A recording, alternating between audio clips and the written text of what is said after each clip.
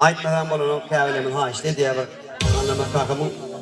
davansıkların yankıya değerlerini hava bir kirfene varsın deyip sulaydınları kim yeri yardan kimi de ondan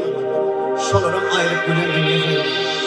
bir vefa var hava yalan şu dünya hava sulaydılarla devam ediyor köyde dünyası değersiz yalancı niçin bir ediler yatıyor kör Oç çekler diyerek koymayınlar ot koş gidip bir göçüp Dikti deryam der Ya dikti kuyu Niçin aşıklar yatıyor köründe Doğuya yaşayan Tanrıyan adam Ne müdür büyülük Fi koyduğum yerinde diye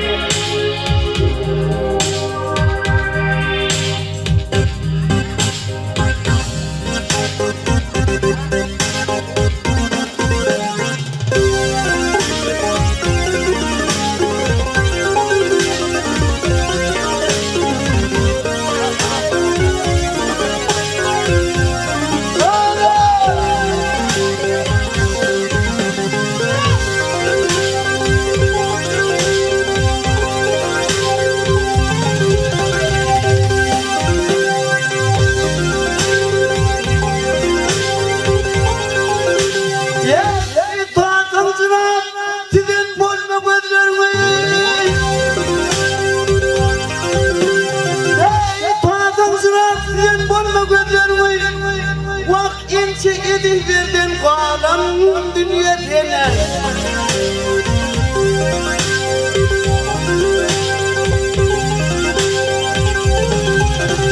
Ey kapaklar şep amrit gidin